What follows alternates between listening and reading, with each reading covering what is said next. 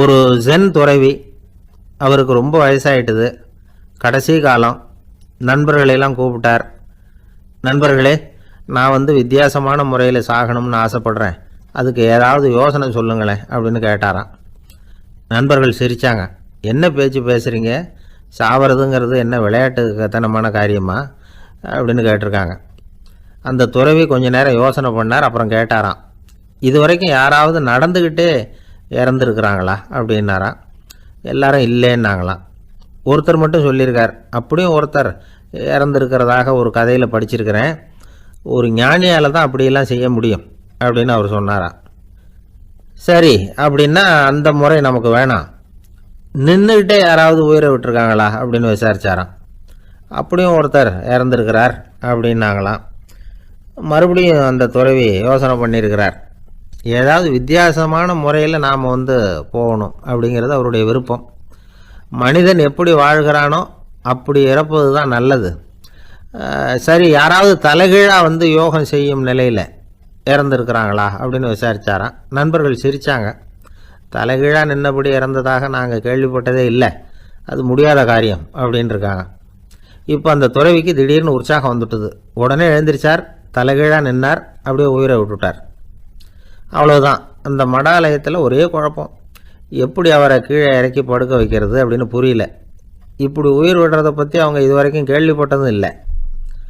உண்மையிலேயே இவர் இறந்து தான் போனாராங்கிறதும் தெரியல.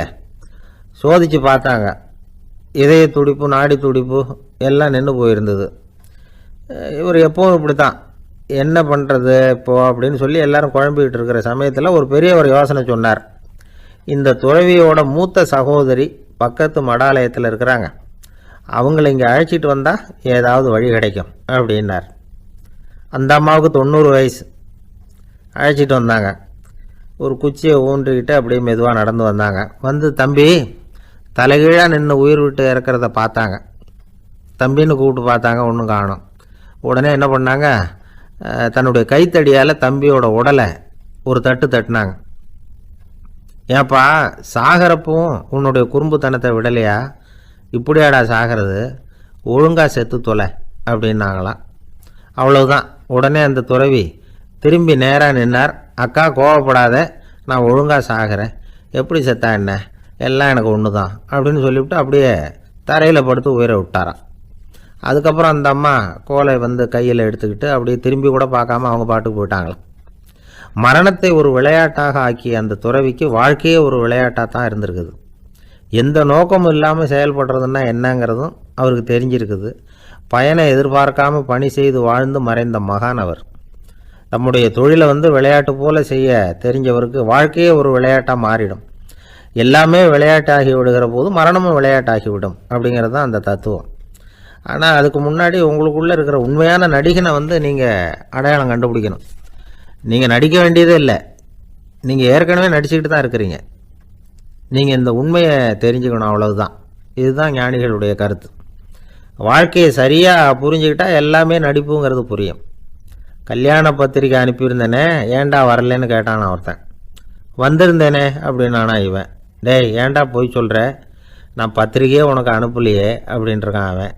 அதுக்கு இவன் சொன்னானா, பத்திரிக்கை அனுப்புனேன்னு நீ போய் சொல்கிறப்போ கல்யாணத்துக்கு வந்தேன்னு நான் போய் சொல்லக்கூடாதா அப்படின்னானா. சொல்லுவாங்க, ஒரு பேச்சாளர் ரொம்ப வேகமாக எங்கேயோ போயிட்டு இருந்தாராம். வேகமாக வந்துட்டு இருந்தாராம். வரும்பொழுது ஒரு சிங்கம் வழிமறிச்சு தான். நான் உன்னை சாப்பிட போகிறேன் இருக்கு சிங்கம். ஐயோ, நீ என்னை சாப்பிடாத, நான் ஒரு முக்கியமான கூட்டத்தில் பேச போயிட்டுருக்கேன் அப்படின்னாராம். ஐயோ, அதெல்லாம் முடியாது, எனக்கு பசி தான் முக்கியம்னு இருக்கு சிங்கம். நீ என்ன அவ்வளோ நல்லா பேசுவியா அப்படின்னு தான் சிங்கம் அந்த பேச்சாளர். ஐயோ, அதை ஏன் கேட்குற, நான் பேச ஆரம்பிச்சேன்னா கேட்குறவங்க அப்படியே மயங்கி விழுந்துருவாங்க. நீ இங்கேயே பேச, நான் மயங்கி விழறேன், நான் பார்ப்போன்றது சிங்கம். அங்கேயே ஆரம்பிச்சார், பெரியவர்களே தாய்மார்களேன்னாரு. உடனே கரகரன்னு சுற்றி விழுந்துட்டு அப்படியே மயக்கம் போட்டு வந்துடுதே. ஆஹா, இதுதான் நேரம் நம்ம தப்பிக்கிறதுன்னு மெதுவாக பாம்பு மாதிரி நெளிஞ்சு போனாராம். எழுந்திரிச்சு ஓடனா அந்த அதிர்ச்சியில் அவன் முடிச்சுக்கிட்டான்னா மயக்கம் தெளிஞ்சிரும்ல, அந்த சிங்கத்துக்கு மயக்கம் தெளிஞ்சிரும். அதனால மெதுவாக நழுவி அப்போ கொஞ்சம் தூரம் போய் எழுந்திரிச்சு ஒரே ஓட்டமாக ஓடி போட்டான். ரொம்ப தூரம் ஓடுறான், வேருக்கு ஓடுது, மூச்சு வாங்குது. சிங்கம் பின்னாடி துரத்துதா அங்கேயே கிடக்கான்னு திரும்பி பார்க்கறதுக்கு கூட தைரியம் இல்லை. அவ்வளவு தூரம் ஓடி போயிட்டான். ரொம்ப தூரம் போய் ஒரு இடத்துல மூச்சு வாங்க நின்று திரும்பி பார்த்தான். சிங்கம் அப்படியே கிடக்கா, என்னென்ன மூச்சு வாங்குது, வேற தொழுது பார்த்தா சிங்கம் அப்படியே கிடக்கு, மயங்க விழுந்தது எழுந்திரிக்கவே இல்லை, அப்படியே கிடக்கு. இவன் அங்க இருந்து அந்த சிங்கத்தை பார்த்துட்டு மனசுல நினைச்சுக்கிட்டானா, நல்ல வேளை நம்ம பேசினதை கேட்டுவிட்டு அந்த சிங்கம் மயங்கி விழுந்ததுனால நாம தப்பிச்சோம் அப்படின்னு அவன் நினைச்சுக்கிட்டானான். அதே நேரம் அந்த சிங்கம் லேசா ஒரு தலையை தூக்கி ஒரு கண்ணால அவனை பார்த்துதான். பார்த்துட்டு இது நினைச்சுக்கிட்டு தான், நல்ல வேளை மயங்கி விழுந்தது மாதிரி நடிச்சதுனால நாம தப்பிச்சோம், இல்லைன்னா அவன் பேசியே கொண்டிருப்பான் நம்மள அப்படின்னு இதை நினைச்சுக்கிட்டு தான். அது எதுக்குன்னா, இப்போ உங்களெல்லாம் பார்த்தா அந்த சிங்கத்தோட முகம் மாதிரி தெரியுது. 5 ஆண்டு திட்டங்கள்லாம் போடுறாங்க. 5 ஆண்டு திட்டம் ஒரு நாட்டில் போட்டாங்களாம். போட்டு அவங்க அரசியலில் உள்ளவங்க சொல்லியிருக்கிறாங்க, பொதுமக்களுக்கு அறிவிப்பு கொடுத்தாங்க, நாங்கள் 5 ஆண்டு திட்டங்கள் போட்டு இந்த நாட்டை வந்து முன்னேற்ற போகிறோம். முதல் 5 ஆண்டு திட்டம் முடிந்த பிறகு இந்த நாட்டில் உள்ள குடிமக்கள் ஒவ்வொருத்தருக்கும் ஒரு சைக்கிள் கொடுக்க போகிறோம். 2வது 5 ஆண்டு திட்டம் முடியும் பொழுது ஒவ்வொருத்தருக்கும் ஒரு கார் கொடுக்க போகிறோம். 3வது 5 ஆண்டு திட்டம் முடியும் போது ஒவ்வொருக்கும் ஒரு விமானம் கொடுக்க போறோம் அப்படின்னு சொன்னாங்களாம். ஒருத்தன் கேட்டிருக்கிறான், விமானத்தை வச்சுட்டு நாங்க என்னையா பண்றது அப்படின்னா, என்ன இப்படி சொல்லிவிட்டேன், இப்ப மதுரையில வந்து ரேஷன் கடையில மண்ணெண்ணெய் ஊத்துறாங்கன்னு வச்சுக்கோ, நீ பிளேன்ல ஏறி போய் முதல் வரிசையில் நின்றுக்கலாமே. இதுதான் மோசமான திட்டம். தெளிவில்லாத வேலைகள்னாலதான் குழப்பங்களே வருது. திட்டமிடாத ஒரு வேலை எப்படி நடக்கும்னா, ஒரு தெருவில் ஒருத்தர் 3 அடி இடைவெளி விட்டு குழியை தோண்டிக்கிட்டே போனானா, ஒருத்தன் 3 அடி இடைவெளியில குழியை தோண்டிக்கிட்டே போனா ஒருத்தன், இன்னொருத்தன் அந்த தோண்டின குழியை மண்ணை போட்டு மூடிட்டே போயிருக்கான். ஒரு பெரியவர் பார்த்துருக்கிறாரு, அங்க என்னப்பா வேலை நடக்குது, 3 அடி இடைவெளியில ஒரு குழியை தோன்றேன், இன்னொருத்தன் மூடிட்டு போறான், என்ன வேலை நடக்குது? அரசாங்க வேலை நடக்குது சார் அப்படின்ற.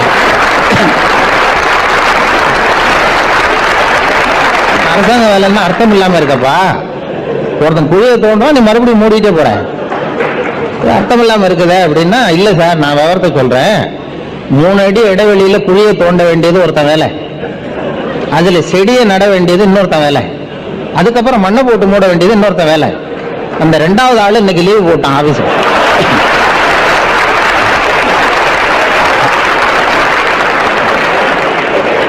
அதுக்கு நான் என்ன சார் பண்ண முடியும்? அவனுதான் எங்க அதிகாரி கிட்ட சொன்னா, நீ ஓன் டூட்டியே ஒழுங்கா பாரு, அடுத்தவனை பத்தி எங்க வேலை பாரு. அதாவது தெளிவான திட்டம் இல்லைன்னா இப்படிப்பட்ட குழப்பம் வரும். அதை நாங்களும் ஒத்துக்காம இல்லை. இங்க வந்து நாம் அப்படி அந்த திட்டமிடாத முன்னேறது எதுவும் நடக்காதுங்கிறது தான் எங்களுடைய இது. ஒரு சின்ன திருடம் கூட திட்டம் போட்டாதான் அவன் ஜெயிக்க முடியும். எந்த ஒரு செயலும்னு தான் சொல்லியிருக்கிறாங்க, நல்ல செயலா கெட்ட செயலான்னு அவங்க சொல்லல. குடும்ப டாக்டர் ஒருத்தர் வீட்டுக்கு ஒருத்தர் ஸ்கூட்டர்ல ஒருத்தர் வந்திருக்கான், வச்சுட்டு உள்ள போய் பேசிட்டு இருந்தார். வெளியில வந்து பார்த்தா அந்த ஸ்கூட்டர் திருட்டு போயிட்டுது. உடனே இவங்க போலீஸ்ல புகார் கொடுத்துட்டாங்க. மறுநாள் என்னாச்சுன்னா, எந்த இடத்துல திருட்டு போச்சோ அதே இடத்துல அந்த ஸ்கூட்டரை கொண்டாந்து வச்சுட்டு போட்டான். எடுத்துட்டு போனாள். இது யார் எடுத்துட்டு போனது கொண்டாந்து வச்சதுன்னு தெரியல.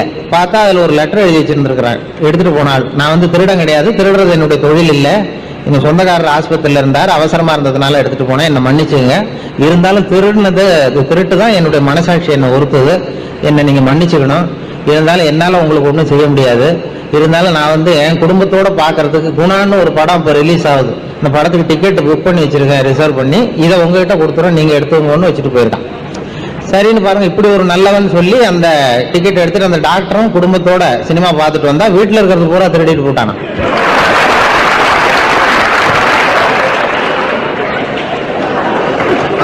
இல்ல, என்னுடைய கேள்வி, இந்த வெற்றிக்கு என்ன காரணம்? அவன் திட்டம் போட்டதுதான். நல்ல காரியமா கெட்ட காரியமாங்கிறது வேற. எத்தனை பேர் அந்த டாக்டர் வீட்டில் இருக்காங்கன்னு திட்டம் பார்த்தா, அத்தனை டிக்கெட்டை கொண்டு வந்து வச்சா ஜெயிச்சுட்டான். போனால் ஒரு 10-15 வருஷத்துக்கு முன்னாடி ஒரு நண்பர் கூப்பிட்டார், சென்னையில் இது மாதிரி சினம் தவிர்த்தல்னு ஒரு பயிற்சி நடத்துகிறோம், நீ அதில் வந்து பேசணும்னு சொல்லி கூப்பிட்டார் ஒரு நண்பர். அது சொன்னேன், நான் பயிற்சிக்கு வேணா வரேன், இன்னும் பேசுறதுக்கு கூப்பிடாங்க, எனக்கு அனுபவம் கிடையாது, நீ வந்து எனக்கும் உங்கள் பயிற்சியில் சேர்ந்துக்கிறேன் அப்படின்னா. அதெல்லாம் கிடையாது, பயிற்சியெல்லாம் நாங்கள் கொடுக்குறோம், நீ வந்து சினம் தவிர்த்தல், மனுஷன் கோவப்படாமல் இருக்கிறதுக்கு என்ன வழி நீ சொல்லிட்டு போ அப்படின்னு சொல்லி கூப்பிட்டாங்க. சரி ஏதாவது போவோமேன்னு சொல்லி போய் நான் சும்மா கதை மாதிரி சொல்லிட்டு வந்தேன். கோவப்படுறது மனுஷ இயல்பு, அது என்ன பண்ணுறதுன்னா அப்படின்னு சொல்லி ஒரு கதை சொன்னாங்க. மீனம்பாக்கம் ஏர்போர்ட்டில் ஜப்பானுக்கு போக வேண்டிய ஒரு பிரயாணி நிறைய லக்கேஜ் எல்லாம் தூக்கிட்டு வந்திருக்காரு. இதை வாங்கி பிளேனில் ஏற்றக்கூடிய பொறுப்பில் உள்ள தொழிலாளிகிட்ட சண்டைக்கு போகிறாரு, அடிக்க போகிறாரு, என்னமோ தகராறு. இவர் கடுமையாக இருக்கு ஒரு முகம், கோவப்படுறாரு. இந்த பெரிய மனுஷன் ஜப்பான் போக வேண்டிய பிரயாணி இதை வாங்கி பிளேன்ல ஏற்றுற தொழிலாளி இருக்கானே, அவன் சிரிச்சுக்கிட்டே சரி சார் சரி சார்ங்கிறான். இவரு கோவப்படுறாரு, அவன் சிரிச்சுக்கிட்டு இருக்கான். இதை ஒரு பேராசிரியர் பார்த்துட்டு இருக்கிறார், மனவளக்கலை மன்ற பேராசிரியர் அங்க உட்காந்து பார்த்துட்டு இருக்காரு. இது என்ன இந்த பெரிய மனுஷன் இவ்வளவு கோவப்படுறான், அந்த சாதாரண தொழிலாளி சிரிச்ச முகத்தோட இருக்கிறானே, அவன் நமக்கு வகுப்பு எடுக்கலாம் போல இருக்கு, சினம் தவிர்த்தல வகுப்பு அப்படின்னு நினைச்சுட்டாரு. உடனே இதெல்லாம் முடிஞ்சது, அவர் வச்சு திட்டிட்டு போயிட்டாரு. அப்புறம் அவன் லக்கேஜ் எடுத்துட்டு போனா எல்லாம் முடிஞ்சது. அப்புறம் பிளேன் வந்து ஜப்பானுக்கு ஏறி போயிட்டார். அதுக்கப்புறம் இந்த பேராசிரியர் அவனை ஓடி பிடிச்சி கொண்டு வந்தார் அந்த தொழிலாளியை. தவாரப்பா, நாங்கெல்லாம் சினம் தவிர்த்தல்னு பயிற்சி ரொம்ப காலமா நடத்திட்டு இருக்கோம். நான் இது நடைமுறையில் இன்னைக்கு அந்த ஆள் ஒன்னு அவ்வளவு திட்டனா பெரிய பதிலுக்கு முகம் கூட சொல்லிக்கல, சிரிச்சுக்கிட்டே இருந்தே, அது எப்படி அவ்வளவு திட்டம், அவனுக்கு கோவமே வரலையா உனக்கு அப்படின்னாரு. அப்பா அவன் சொன்னான், அப்படி இல்லை சார், மனுஷன்னு பிறந்தா கோவம் வராம இருக்காது, கோவம் வரும், எல்லாருக்கும் கோவம் வரதான் செய்யும், ஒவ்வொருத்தரும் அவங்கவுங்க வழியில அதை டீல் பண்ணுவாங்க. நீ என்னடா பண்ணேன்னு கேட்டிருக்காரு. ஒன்றும் இல்லை சார், அவர் அந்த பெரிய மனுஷன் ஜப்பான் போயிட்டு இருக்காரு, அவர் லக்கேஜ் எல்லாம் அமெரிக்கா போயிட்டு இருக்கு.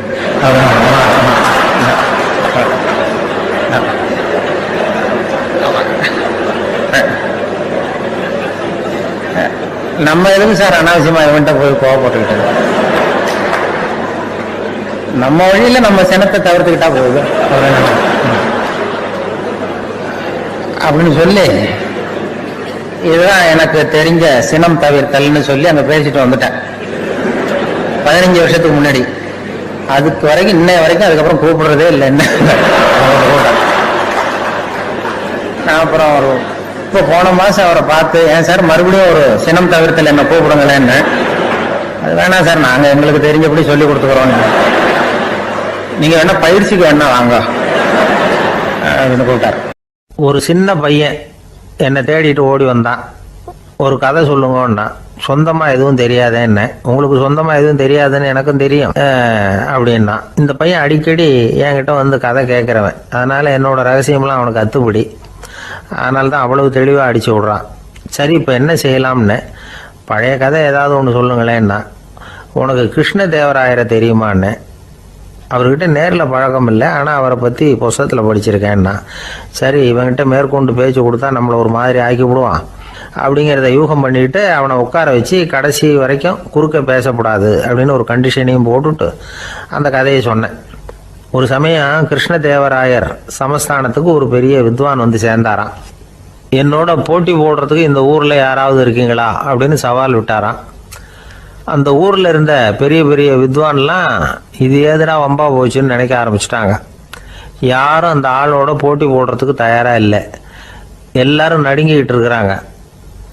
அந்த நேரத்தில் ஒருத்தன் மட்டும் தைரியமாக முன்னுக்கு வந்தான். அது யாருன்னா தெனாலிராமன். அந்த சமஸ்தானத்தில் விகட கவி அவன். என்ன அனுப்புங்க போட்டிக்கு, நான் ஜெயிச்சு காட்டுறேன்னா. உனக்கு அவ்வளவு தைரியம் இருக்குதா அப்படின்னு கேட்டாங்க. தைரியம் மட்டும்தான் என்கிட்ட இருக்குது, ஆனால் தைரியம் இருந்தால் அதிர்ஷ்டம் தேடிட்டு வருங்கிறது எனக்கு தெரியும் அப்படின்னா. அடுத்த நாள் போட்டி ஆரம்பமாச்சு. அந்த பெரிய வித்வான் வந்து நின்னார். தெனாலிராமன் எதிரில் வந்து நின்னான். அந்த வித்வான் ஒரு விரலை காட்டினார். தெனாலிராமன் பதிலுக்கு 2 விரலை காட்டினான். வித்வான் 3 விரலை காட்டினார். இவன் உடனே 4 விரலை காட்டினான். உடனே 5 விரலை காட்டினார் அவர். தெனாலிராமன் உடனே தன்னுடைய கை முஷ்டியை காட்டினான், கையை மூடி காட்டினான். அவ்வளோதான். அந்த பெரிய வித்வான் கிருஷ்ணதேவராயர் காலில் விழுந்தார். நான் தோத்துட்டேன், என் தோல்வியை ஒத்துக்கிறேன் அப்படின்னு சொல்லிவிட்டார். கிருஷ்ணதேவராயர் அவரை தனியாக அழைச்சிட்டு போய் என்ன நடந்ததுன்னு விசாரித்தார். அந்த வித்வான் விளக்கம் கொடுத்தார். ஆண்டவன் ஒருவன் தான் உண்டுங்கிறத விளக்கறதுக்காக நான் ஒரு விரலை காட்டினேன். அப்படி இல்லை, சக்தியை சேர்த்தா சக்தி சிவன் 2 பேர் உண்டுன்னு உங்கள் வித்வான் 2 விரலை காட்டினார். மூர்த்திகள் 3 பேருங்கிறதுக்காக நான் 3 விரலை காட்டினேன். வேதங்கள் 4ன்னு சொல்லி அவர் 4 விரலை காட்டினார். பஞ்சபூதங்கள் 5ன்னு நான் 5 விரலை காட்டினேன். அதையெல்லாம் அடக்கி ஆளணும்னு சொல்லி அவர் கையை மூடி உறுதியாக காட்டினார். அடடா, உங்கள் வித்வானுக்கு எப்பேற்பட்ட அறிவு, அவர் தான் ஜெயிச்சார், நான் தோத்துட்டேன் அப்படின்னார் அவர். அப்படி சொல்லிவிட்டு அவர் போயிட்டார். அதுக்கப்புறம் தெனாலிராமனை கூப்பிட்டு என்னப்பா நடந்தது அப்படின்னு கேட்டாராம். அதுக்கு தெனாலிராமன் விளக்கம் கொடுத்துருக்குறான். அவன் முதல்ல என்னை கொன்னுடுவேன்னு அந்த வித்வான் ஒரு விரலை காட்டினான். உடனே ஒரு 2 கண்ணையும் தோண்டி விடுவேங்கிறதுக்காக நான் 2 விரலை காட்டினேன். உனக்கு நாமம் போட்டுருவேன்னு சொல்லி 3 விரலை காட்டினான். அதை அழிச்சிருவேன்னு 4 விரலை காட்டினேன். உன்னை அரைஞ்சிருவேன்னு அவன் 5 விரலை காட்டினான். நான் உங்களை குத்தி விடுவேன்னு சொல்லி கையை மூடி காட்டினேன் அப்படின்னா. இப்போ பாருங்க, ஜெயிச்சது யார்? தைரியம் மட்டும் இருந்துட்டா அதிர்ஷ்டம் தானா தேடி வருங்கிறது எவ்வளவு உண்மையாக போச்சு. அதனால நாம் எப்பவும் தைரியமாக இருக்கணும்னு சொல்லிவிட்டு என் எதிரில் கதை கேட்டுட்டு உட்காந்துருந்த சின்ன பையனை பார்த்தேன். அவன் என்னை நிமிர்ந்து பார்த்தான்.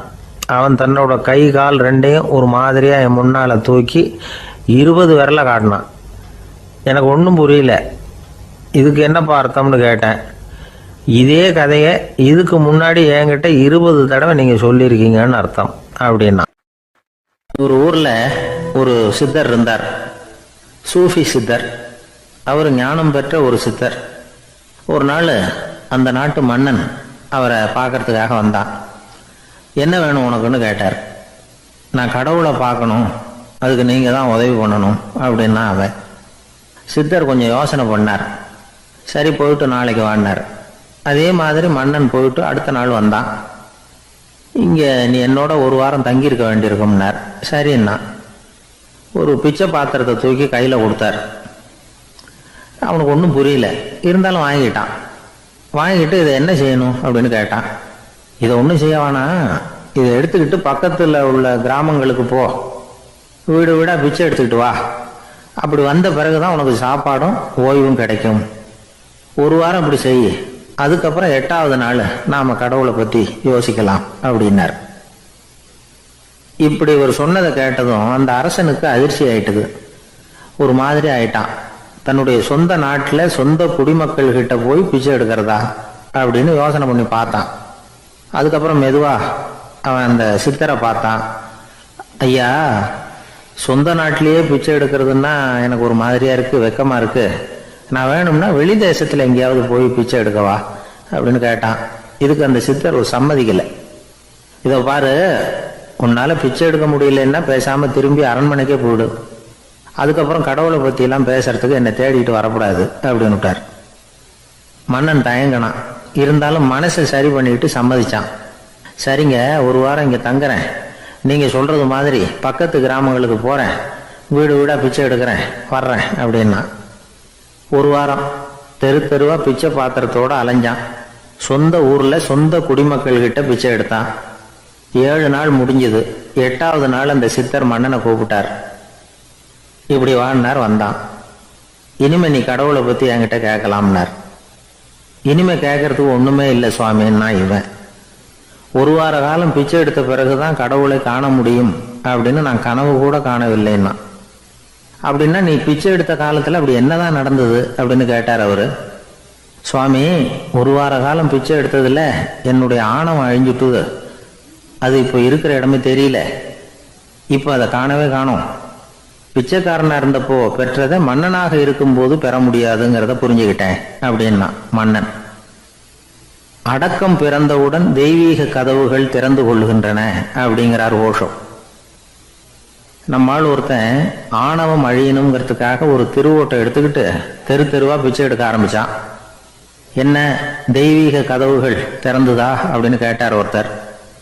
தெய்வீக கதவு திறக்கிறதுக்கு முன்னாடியே எங்க வீட்டு கதவு சாத்திக்கிட்டுதுன்னா. என்னடா சொல்றேன்னார். இனிமே வீட்டுக்குள்ளேயே வர வேணாம், இதையே தொழிலா வச்சுக்கோ அப்படின்னு எங்க வீட்டுல சொல்லிவிட்டாங்க சார் அப்படின்னா.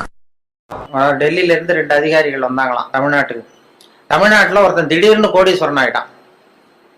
கோடீஸ்வரன், அது எப்படி அவனுக்கு பணம் சேர்ந்தது, அதை போய் விசாரிச்சுட்டு வா அப்படின்னு 2 பேர் டெல்லியில இருந்து அதிகாரிகள் அனுப்பிச்சிட்டாங்க. 2 பேர் வந்திருக்கான், அமலாக்க பிரிவு அதிகாரிகள். வந்து இவனை பிடிச்சி, டேய், நாங்க டெல்லியில இருந்து வந்திருக்கோம், நீ எப்படி பணம் சேர்த்த, எப்படி கோடீஸ்வரன், நேற்று வரைக்கும் நீ சாதாரண ஆளா இருந்த, திடீர்னு எப்படி பணம் சேர்த்த, அது சொல்லுன்னா அவன் சிரிச்சிருக்கான். இதுக்காகவாது சார் டெல்லியில இருந்து மெனக்கிட்டு வந்தீங்க? நான் ஒன்றும் தப்பான வழியில பணம் சேர்க்கல சார், நான் சரியான வழியில தான் சேர்த்தேன். பந்தயம் கட்டியே பணக்காரன் ஆகிட்டேன். நான் பந்தயம் கட்டி எப்படிடா பணம் சேர்க்க முடியும் அப்படின்னா, நான் ஆகிட்டேன் சார், நீங்கள் நம்புங்க. நம்ப முடியாது அப்படின்னா உங்ககிட்டயே ஒரு பந்தயம் கட்டி காட்டவான்றான். விசாரிக்க வந்தவங்ககிட்ட என்னடா பந்தயம் ஆனால், இதை பாருங்க, இது என் கண்ணு, இது என் பல்லு, என் கண்ணை என் பல்லாலேயே கடிக்கிறேன், எவ்வளவு பந்தயம்ன்றான். 100 ரூபாய் எடுத்து வச்சானா விசாரிக்க, 100 ரூபாய் இதை ப்ரூவ் பண்றான் அப்படின்னு. அவன் அப்படியே ஒரு கண்ணை எடுத்துட்டான். அது பளிங்கு கண்ணு, ஏற்கனவே பளிங்கு கண்ணை வச்சிருக்கான். அதை எடுத்து கடிச்சுட்டான். வந்தவன் 100 ரூபாய் விட்டுட்டு நிக்கிறான். விசாரிக்க வந்தவன் உடனே கூட வந்தவனுக்கு கோவம் வந்துட்டுது. டேய், அவன்கிட்ட என்னடா ஏமாந்துக்கிட்டு இருக்க, அவன்கிட்ட உனக்கு விசாரிக்க தெரியல, நீ விளையாடா, நான் கேட்கறேன்னு சொல்லி, டே இப்படிலாம் பண்ணக்கூடாதுரா, நாங்கள் டெல்லியிலேருந்து மெனக்கிட்டு இதுக்காக வந்திருக்கோம், எப்படிடா பணம் சேர்த்த என்கிட்டயாவது சொல்லு அப்படிங்க. நீங்க அவரை விட கொஞ்சம் புத்திசாலியா தெரியுது சார், அதனால நீங்களாவது நம்புங்க, நான் பந்தயம் கட்டி தான் பணம் சேர்த்தேன். நம்ப முடியாதுன்றான். அப்படின்னா உங்ககிட்ட இன்னொரு பந்தயம் கட்ட வேண்டாம். வேண்டாம்ப்பா, என்ன என் ஆளை தான் ஏமாத்திவிட்டியே.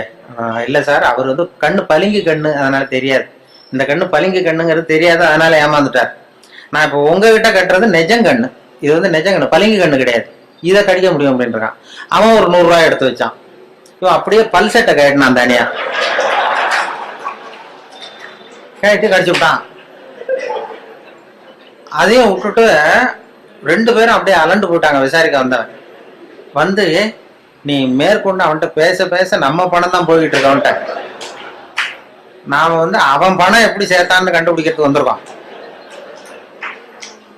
நாம வந்து அவனை இன்னும் கோடீஸ்வரன் ஆக்கிட்டு இருக்கோம். இதுக்காகவா மெனக்கிட்டு டெல்லியில இருந்து நம்மளை அனுப்புனாங்க. இது சரியா வராதுடா, இனிமே அவன்கிட்ட பேச்சு கொடுக்காத, ஒதுங்கி வந்து டெல்லிக்கு போறதுக்கு டிக்கெட்டுக்கு பணம் இருக்கா பாடுறா அப்படின்றான். எண்ணி பார்த்து சரியா இருக்கு, கரெக்டா இருக்கு, இன்னும் ஒரு பந்தயம் கட்டினோம்னா போச்சு, சரியா போடும், அதனால இப்ப இருக்கிறது சரியா இருக்குன்றாங்க.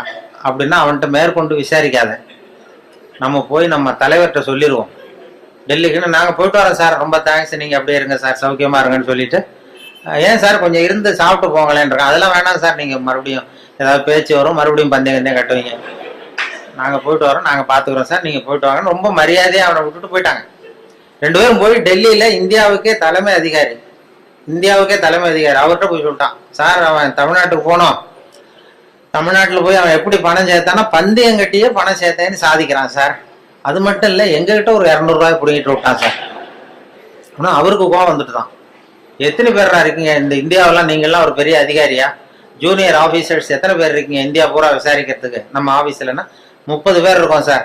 ஆனால் 30 பேரையும் இங்கே கூப்பிட உங்களுக்கு ட்ரைனிங் கொடுக்கணும், உங்களுக்கு அனுபவம் பத்தாது, நான் இந்தியாவுக்கே தலைமை அதிகாரி, அனுபவம் ஜாஸ்தி, உன்ன மாதிரி இருக்கிற 30 பேரை இங்கே கூப்பிட்டு ஹாலில் உட்கார வை, ஜூனியர் ஆஃபீஸர்ஸ், நான் வந்து ட்ரைனிங் கொடுக்கணும், உங்களுக்கு பயிற்சி பத்தாது, ஒரு ஆள் போய் தமிழ்நாட்டில் அந்த ஆளை கூப்பிட்டுவாங்க, இங்கே அவனையே கூப்பிட்டுவாங்க, இந்த கோடீஸ்வரனை வர்ற வரைக்கும் அவன்கிட்ட பேச்சு கொடுக்காதீங்க, இப்போ ஏதாவது வர்ற வழியே பந்தயம் கட்டுவான், ஏதாவது சைகையிலேயே கூப்பிட்டு வந்துருங்கன்னு ஒருத்தர் அனுப்பிச்சார்.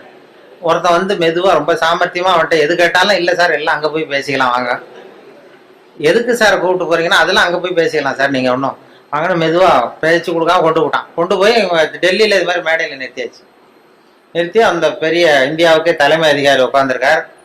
இவன் நிற்கிறான், இந்த 30 பேர் ஜூனியர் ஆஃபீஸர்ஸ் உட்காந்துருக்காங்க, அவங்களுக்கு ட்ரைனிங் கொடுக்குறாரு அவர். இந்த பாருப்பா, நான் வந்து இந்தியாவுக்கே தலைமை அதிகாரி, நான் நினைச்சேன்னா உன் தண்டனையை குறைக்க முடியும், உனக்கு வந்து உன்னை அப்ரூவராக கூட மாற்றிடுவேன், அந்த அதிகாரம்லாம் என்கிட்ட இருக்குது, அதனால என்கிட்ட சொல்லிடு எப்படி பணம் சேர்த்தேன் அப்படின்னா. சார் நீங்கள் வந்து இந்தியாவுக்கே தலைமை அதிகாரி, உங்களுக்கு அனுபவமும் ஜாஸ்திங்கிறத நான் புரிஞ்சுக்கிட்டேன், வயசும் ஜாஸ்தி, அதனால நீங்களாவது நம்புங்க சார், நான் பந்தயம் கட்டி தான் பணம் சேர்த்தேங்கிறான். அங்கேயும் நம்ப முடியாதுரா அப்படின்னா உங்ககிட்ட ஒரு பந்தயம் கட்டிட்டோமான்றான். நான் இந்தியாவுக்கே தலைமை அதிகாரா அப்படின்னா, இருக்கட்டும் சார், நான் ப்ரூவ் பண்ண வேண்டாமா உங்களுக்கு, வேண்டாம் சார், அது எங்கள் அதிகாரியை தான் ஏமாத்தி விட்டியடா எங்கள் 2 பேரை அப்படின்னா. அப்போ அவர் சொன்னானா இவன், அது இல்லை சார், உங்கள் அதிகாரிகள் ஏமாந்தது என் உடம்பை பற்றின ரகசியம், நான் வந்து பளிங்கு கண்ணு வச்சிருந்தேங்கிறது அவருக்கு தெரியாது, ஏமாந்து போனார், நான் பல் செட்டு கட்டியிருந்தேங்கிறது தெரியாது, அதனால இவர் ஏமாந்து போனார். இப்போ நான் உங்ககிட்ட பந்தயம் வைக்கிறது வந்து என் உடம்பை பற்றின ரகசியமே வேண்டாம், உங்க உடம்பை பற்றின ரகசியம். இவர் அசந்தார், என் உடம்புல என்னடா ரகசியம்னார். ஒன்றும் இல்லை சார், முதுகுல இடுப்பு கிட்ட 1 ரூபா அகலத்துக்கு கருப்பா ஒரு மச்சம் இருக்கு, உங்களுக்கு கருப்பா ஒரு மச்சம் முதுகுல இடுப்பு கிட்ட இருக்கு அப்படின்னா. அவருக்கு இல்லைன்னு நல்லா தெரியும், அதனால சுத்தமா இல்லடா சார், நேத்து வரைக்கும் இல்லை சார், இந்த நிமிஷம் இருக்கு அப்படின்றான். அவரு அசந்து போய் ஒரு 100 ரூபாய் எடுத்து வச்சார், இதை ப்ரூவ் பண்றான். இவனும் ஒரு 100 ரூபாய் எடுத்து வச்சுட்டு சட்டையை கேட்டுங்க சார், கேட்டு காட்டுறாரு, மச்சம் இல்லை, இவன் தோத்து போட்டான், மச்சம் இல்லை அவருக்கு. உடனே அந்த பெரியவர் அதிகாரி 200 ரூபாய் எடுத்து வச்சுக்கிட்டு, தோழர்களே உங்களுக்கு அனுபவம் இல்லை, அதனால உங்களை ஏமாத்திவிட்டான், எனக்கு அனுபவம் ஜாஸ்தி, இப்போ என்கிட்ட அவன் ஏமாந்துட்டான், இப்போ இந்த பந்தயத்தில் எனக்கு 200 ரூபா லாபம்னாரான் பெரியவர். அப்போ இவன் இங்கேருந்து போனோம், இவன் மெதுவாக ஆரம்பிச்சிருக்கான், சார் ஐயா நீங்கள் சொல்கிறது சரி, ஒரு 200 ரூபா இந்த பந்தயத்தில் உங்களுக்கு லாபம் தான், ஆனால் இதே பந்தயத்தில் எனக்கு 2900 ரூபா லாபம் சார்ன்றான். என்னடா பண்ண அப்படின்னு கேட்டிருக்காரு. உங்களுக்கு தெரியாம இந்த 30 பேர்கிட்டையும் தனித்தனியா ஒரு பந்தயம் கட்டியிருக்கேன். என்ன பந்தயம்டா கட்டினேன்? அது ஒண்ணும் இல்லை, உங்க எல்லாரும் முன்னாடியும் உங்க மேல் அதிகாரியை சட்டையை கேட்ட வைக்கிறேன்.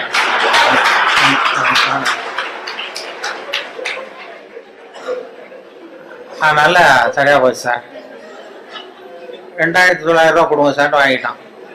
அவர் அசந்து போய் சாரை கொண்டு போய் பக்கத்து ரூம்ல யாராவது விட்டுட்டு வாங்க, அவர்கிட்ட இனிமே யாரும் பேசாதீங்க சார், மரியாதையை அவரை நடத்துங்கன்னு சொல்லி கொண்டு உட்கார வச்சுட்டு, அதுக்கப்புறம் பார்த்து தோழர்களே உங்களுக்கு நான் சொல்ல விரும்புறது என்னன்னா, இனிமே யாரும் தமிழ்நாட்டு பக்கம் விசாரிக்க போகாதீங்க, நீங்க போனா மத்திய பிரதேசம் உத்தரப்பிரதேசம் அப்படி எங்கேயாவது போங்க, தமிழ்நாட்டுக்கு போகாதீங்க அப்படின்ட்டாராம். அந்த ஆள் என்ன கண்ணா பண்ணான்னு திட்டி விட்டான் சார். அதை நினைச்சா எனக்கு ரொம்ப வருத்தமா இருக்கு அப்படின்னு சொல்லி கவலைப்பட்டார் ஒருத்தர். இதுல கவலைப்படுறதுக்கு என்ன இருக்குது அப்படின்னார் ஒரு பெரியவர். அவர் ஒரு மகான். என்ன சார் இப்படி சொல்றீங்க, ஒருத்தர் நம்ம பார்த்து திட்டுனா வருத்தமா இருக்காதா அப்படின்னார். அது எப்படி வருத்தமா இருக்கும், திட்டுறதுங்கிறது என்ன, அது வெறும் சத்தம் தானே அப்படின்னார் அந்த பெரியவர். நம்ம ஆளுக்கு தலையை பிச்சுக்கலாம் போல இருந்தது. இருக்காது அப்படின்னா நமக்கு அப்படி தானே தோணுது. அந்த பெரியவர் சொல்றது ரொம்ப பெரிய விஷயம். அதை நாம் புரிஞ்சிக்க முயற்சி பண்ணலாம்னா நடைமுறை வாழ்க்கைக்கு அது ஒத்து வர்றது மாதிரி தெரிய மாட்டேங்குது. இருந்தாலும் அந்த பெரியவர் அதுக்கு என்னதான் விளக்கம் கொடுக்குறாருன்னு பார்ப்போமே. ஒரு ரயில் போயிட்டுருக்கு, அதில் ஒரு சாது போயிட்டுருக்கார். அந்த ரயில் அவர் ஹரித்வாரம் போயிட்டுருக்கார். அவர் ரயிலில் ஏகப்பட்ட கூட்டம். நம்ம ஊர் ரயில் கேட்க வேணும், டிக்கெட் வாங்கிட்டு கொஞ்சம் பேர், வாங்காத கொஞ்சம் பேர். அது என்னத்துக்கு அனாவசியமாக டிக்கெட் அப்படிங்கிற நினைப்பில் பாதி பேர். இந்த கூட்டத்துக்கு மத்தியில் அந்த சாதுவும் போயிட்டு இருக்கிறார். உட்கார்றதுக்காக இருந்த இடத்துல ஒரு ஆள் படுத்திருக்கிறான், கொஞ்சம் முரட்டு ஆசாமி. அவன் காலு பக்கத்தில் கொஞ்சோண்டு இடம் பாக்கி இருந்தது. அந்த இடத்துல இந்த சாது உட்காந்துருந்தார். மெதுவாக உட்காந்துக்கிட்டார் போய். ஆனால் அந்த ஆள் ராத்திரி பூரா இவரை காலால் உதச்சிக்கிட்டே இருக்கிறான். அது இவருக்கு ரொம்ப அவமானமாக பட்டுது. அதனால் துக்கம் ஏற்பட்டது. இருந்தாலும் அதை ஒரு மாதிரியாக சகிச்சுக்கிட்டே இவர் வந்து சேர்ந்தார். பொழுது விடிஞ்சது. அந்த சாது ஹரித்வார் வந்து சேர்ந்தார். அங்கே ஒரு பெரிய ஞானியை சந்தித்தார்.